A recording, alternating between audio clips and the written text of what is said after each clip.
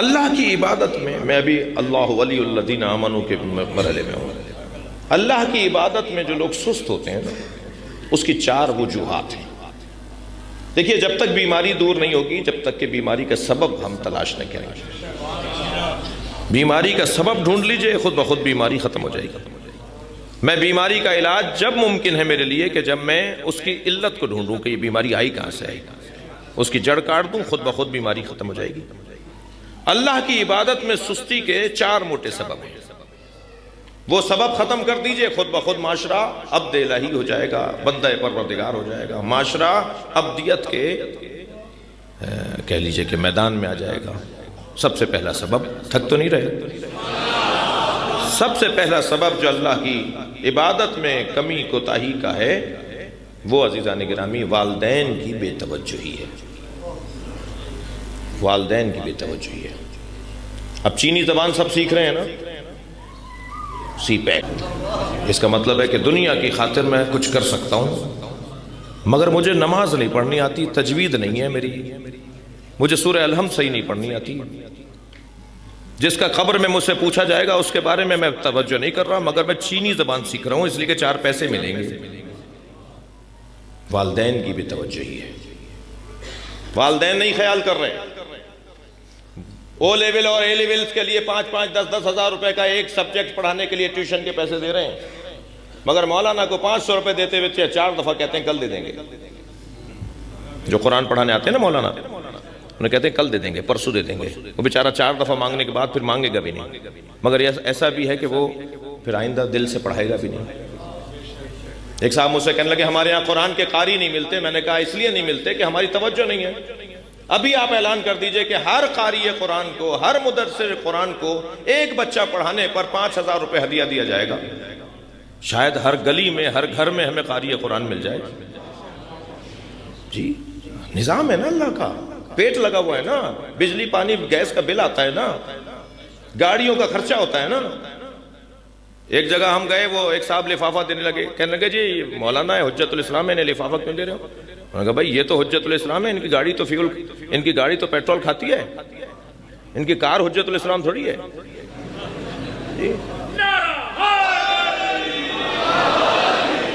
قرآن پڑھانے والوں کا حال دیکھ لیجئے آپ، بیچارے ملیں گے کیوں ملیں گے وہ، جب ان کو ہم کچھ دے نہیں رہے. والدین کی بے توجہی ہے. عزیزو کچھ تلخ باتیں اگر لگ رہی ہوں تو مجھے کچھ دیر کو معاف کر دیجئے گا. والدین کی بے توجہی ہے. والدین کی بے توجہی ہے جس کی وجہ سے اللہ کی عبادت میں کمی ہے. دوسرا سبب بتاؤں عزیزان گرامی؟ دوسرا سبب ناآگاہی اور عدم علم ہے. اللہ کی معرفت کی کمی ہے، عبادتوں کے فائدے کی کمی ہے. یعنی فائدوں کو نہیں جانتے. نماز کا کیا فائدہ ہے، روزے کا کیا فائدہ ہے، حج کا کیا فائدہ ہے، معلومات نہیں ہے. جب معلومات بڑھتی ہے تو شوق بڑھنے لگتا ہے. دوسرا سبب اللہ کی معرفت. اگر مجھے کوئی کہنا کہ بھئی آپ ذرا اپنے چہرے کو تو دیکھیے، 4-6 کروڑ روپے کا تو چہرہ ہے، پھر تھوڑی سی بات سمجھ میں آنے لگا، اچھا اتنا مہنگا کیسے؟ ہم نے کہا جی ایک آنکھ 1 کروڑ میں بیچو گے؟ کہنا نہیں 1 کروڑ میں تو ایک آنکھ نہیں بیچوں گا. تو تمہاری آنکھ 1 کروڑ سے زیادہ مہنگی ہے نا. ناک دو گے اپنی کاٹ کے 2 کروڑوں میں؟ کہا نہیں 2 کروڑ مجھ سے لے لو، میری ناک کا پیچھا چھوڑو. جی میں اپنی ناک نہیں کٹواؤں گا 2 کروڑوں میں. تو ابھی یہ چھوٹی چھوٹی چیزیں جو ہمارے بغیر مفت میں ہمیں ملی ہوئی ہیں نا، جو بغیر کسی عوض کے اللہ نے ہمیں دے دی، یہ اتنے سے چہرے پہ 8-10 کروڑ روپے کی چیزیں لگی ہوئی ہیں. تھوڑا سا غور کریں. ایک اگر میری پلکیں ہیں، میرے بھاؤں کے بال اگر ختم ہو جائیں اور ایک رہ جائے، میں لاکھوں روپے خرچ کر دوں گا کسی طرح یہاں بال آ جائے جو مفت میں آئے ہوئے ہیں. جی ایسا ہی ہے یا نہیں؟ تھوڑا گردن ہلائیے نا. کتنا میں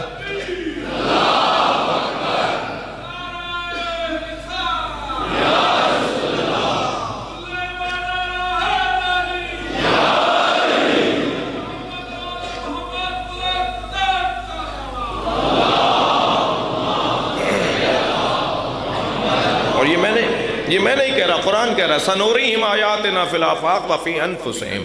تم اپنے اوپر غور کرو ہم نے تمہیں کیا کیا دیا ہوا ہے. میں صرف اپنے اوپر غور کروں تو اربوں خربوں روپے کا تو یہ مفت میں اللہ نے بدن دیا ہوا ہے، حق نہیں بنتا اس کا کہ اس کا شکریہ ادا کیا جائے، اس کے سامنے حاضری دے دی جائے، اس کا حق نہیں بنتا جی۔ اور یہ تو وہ نعمتیں ہیں عزیزان گرامی کہ جو مجھے نظر آ رہی ہیں، جو سامنے کی ہیں، روزانہ دیکھ رہا ہوں۔ مجھے تو سب سے بڑی نعمت کی وجہ سے اللہ کا شکر ادا کرنا چاہیے، وہ نعمت عظمی الہیہ ولایت علی ہے۔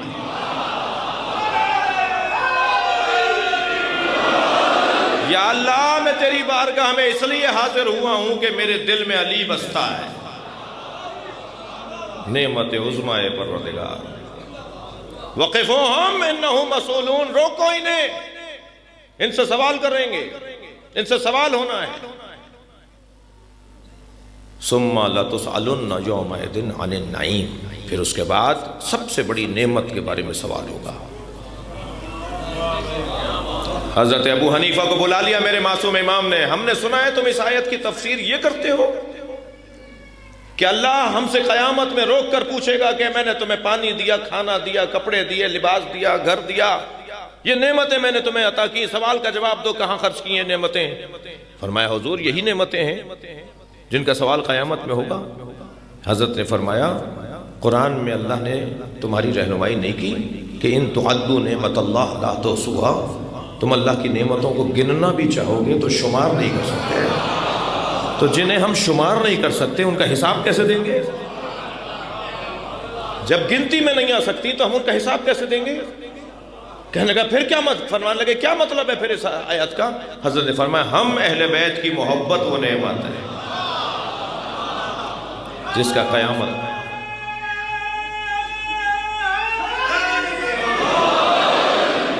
کا قیامت میں سوال ہوگا، ہم نے تمہیں محبت اہل بیت دی، یہ سب سے بڑی نعمت ہے۔ وَاذْكُرُوا نعمت اللہ علیکم، اللہ کی ایک نعمت کو بار بار دہراؤ۔ وہ ایک نعمت کون سی ہے بھائی؟ یا اللہ تو خود بتا دے وہ ایک نعمت کون سی ہے؟ وہ نعمت عظمی ولایت علی ہے۔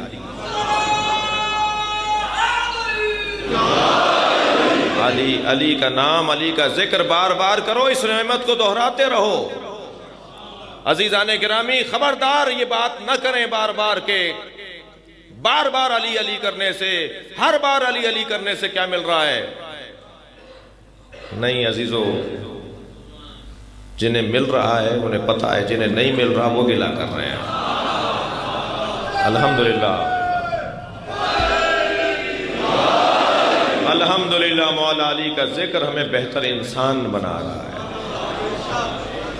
میں بات کر چکا ہوں، کرتا ہوں مختلف زاویوں سے، مختلف پہلوؤں سے، مولا علی کا ذکر ہمیں اچھا انسان بنا رہا ہے۔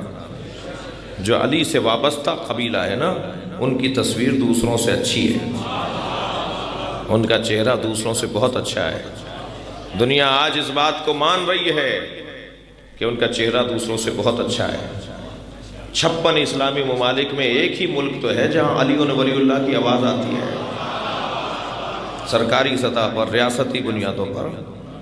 جی آپ دیکھیے ساری دنیا کے مسلمانوں میں اچھا چہرہ انہی کا ہے۔ جی سب سے اچھا چہرہ انہی کا ہے، سب سے چہرہ آپ کا ہے، سب سے اچھا چہرہ آپ کا ہے۔